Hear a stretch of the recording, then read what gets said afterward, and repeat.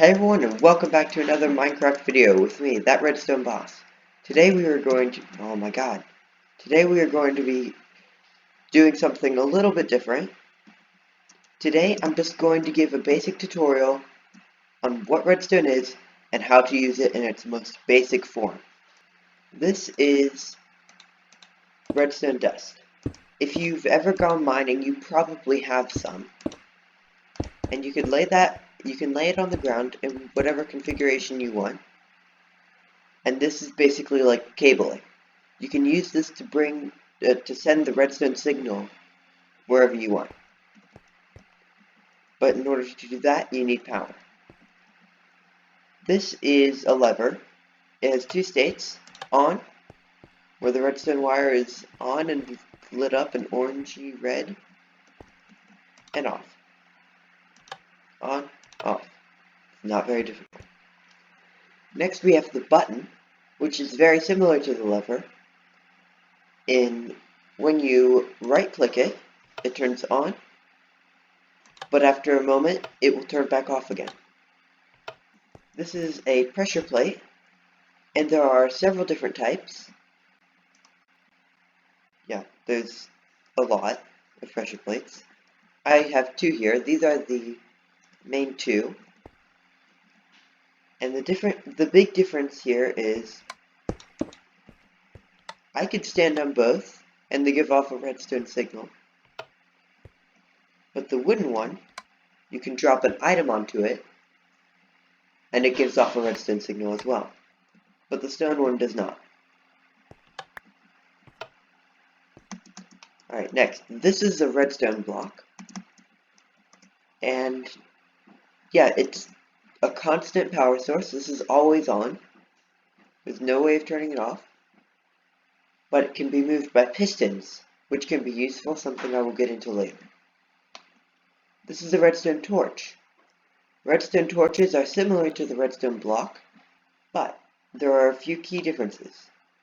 For example, you can have a redstone torch up on a block with a line of redstone coming out, but if you send redstone power going into this block here, the redstone torch turns off. So this can be used to make what's known as a NOT gate in computer language. And what that is when this is on, this is off. Redstone torches can also be placed on the side of the block. And when powered from above, they turn off. Right, moving on. I hope that made sense. This is what's known as a daylight sensor, and it gives a different redstone signal strength based on what time of day it is. Signal strength I will get into in just a minute. Oh, you can also invert it, so now it'll do the exact opposite. The darker it gets, the higher the signal strength. This is a tripwire. If you've ever made traps with redstone, you probably know what this is. When you stand on this string, you get a redstone output from both of these blocks. Alright, and finally, this is a trapped chest. What it does is, when I open the chest, we get a redstone signal coming out here. You can just barely see it for a brief bit of a second. And the way you can tell the difference between a trapped chest and a normal chest is a trapped chest has a slight red outline around the clasp, which the normal chest does not have. Alright, moving on to the different other types of redstone blocks. This is what's known as a repeater. It's useful for two things. So I don't know if you can tell, but as I go farther down, it's getting less saturated. Until eventually, it turns to this dark color, which is off. And this is what's called signal strength. Redstone signal can go a maximum of 15 blocks. before you need to put a repeater. What a repeater does is it takes this state, on or off, and continues it. If this is on, the repeater outputs a signal strength of 15. If this is off, then the repeater doesn't output anything. And you can continue this on basically forever.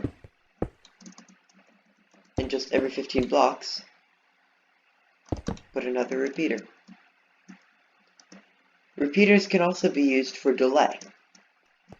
So this is a repeater from the side, and each time I click it, you can see the redstone torch moves one spot down the line.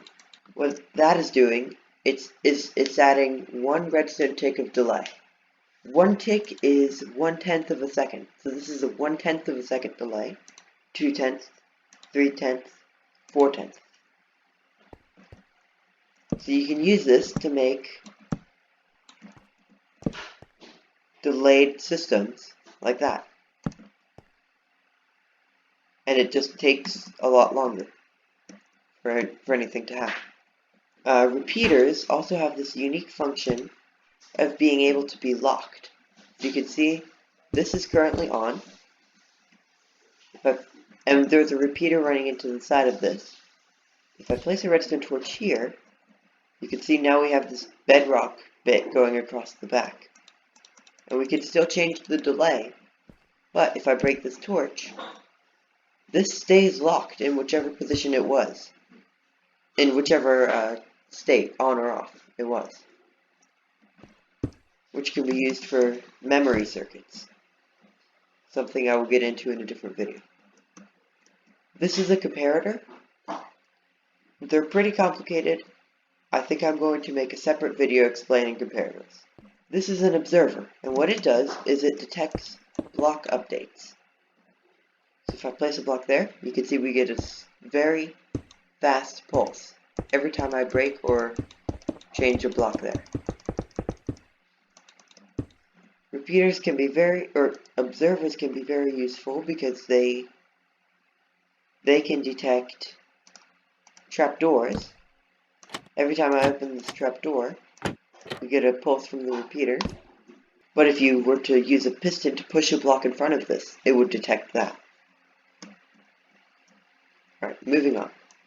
This is a dispenser. What it does is, if I grab some arrows, this can shoot stuff. If I hit the button, we get an arrow shooting out the front. And this just does that to whatever you put inside here. But if you were to put something that can't be shot, like coal, for example, it will just drop the item. Alright, next, this is a dropper, sorry. And this is basically like a dispenser, but no matter what you put in there, it will always drop the item.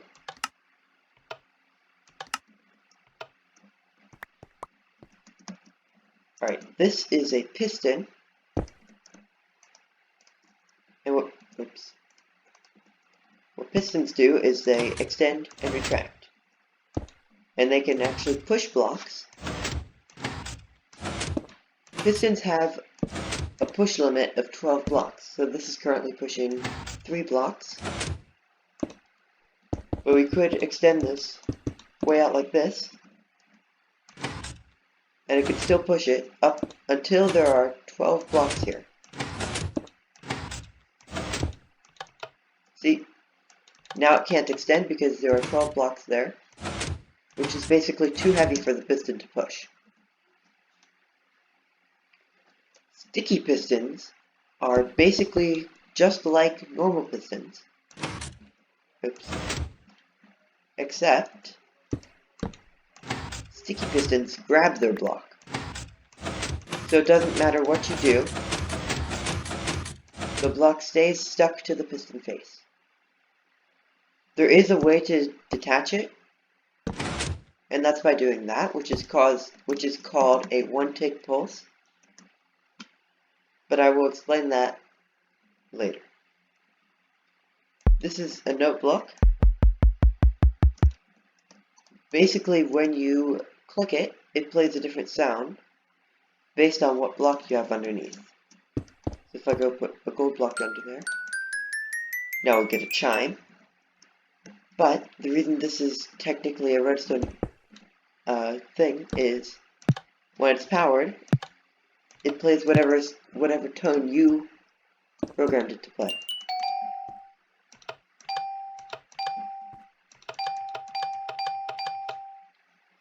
Alright, moving on to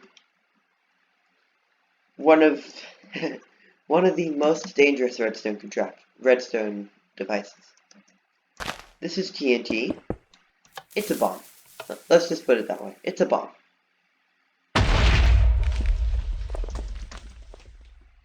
These are super useful in traps. For example, you can put one under a trapped chest. If I go here, put a TNT with a trapped chest. If I open the chest, boom. I will not be lighting this TNT, however. This is a fence gate. You can open and close it. And you can also do the same with redstone. When it gets a redstone signal, it opens and closes. This is a hopper. It picks up items.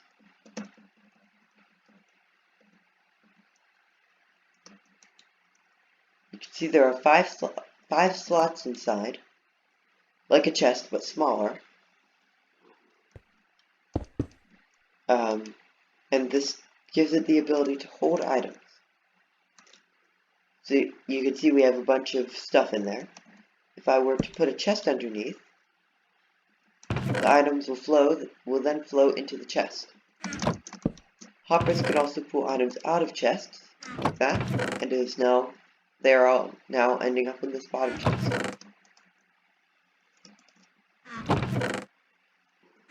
Hoppers can feed into and pull out of any block with an inventory. So, furnaces, dispensers, droppers, chests, trapped chests, shulker boxes, barrels, the other furnace things. I think campfires as well. So when your food is done, it will pop off and go into the furnace. I don't think I forgot any, but if I did, please let me know in the comments. This is a redstone lamp. It's exactly what the name sounds like. It's a light. When it's powered, it turns on. When it's not, it turns off. It's not very difficult. This is a trapdoor, and when it gets powered, it opens, and when it's not, it closes. This is a normal door. I feel like most people have used this before. Mainly in houses. But in houses you need to open and close the door as you go through. If you use redstone, you can have that done automatically. So let me just grab a pressure plate and a door. And if we put two pressure plates like that, with the door in between, we walk at the door, it opens, and then closes when we go through. There's also an iron variety of this, and normal doors you can open and close, but iron doors, I can't open it. It has to be opened using redstone. Thanks for watching. Don't forget to like, subscribe, and hit that bell so you're notified every single time I upload. And I will see you all in the next video. Thanks for watching. Goodbye!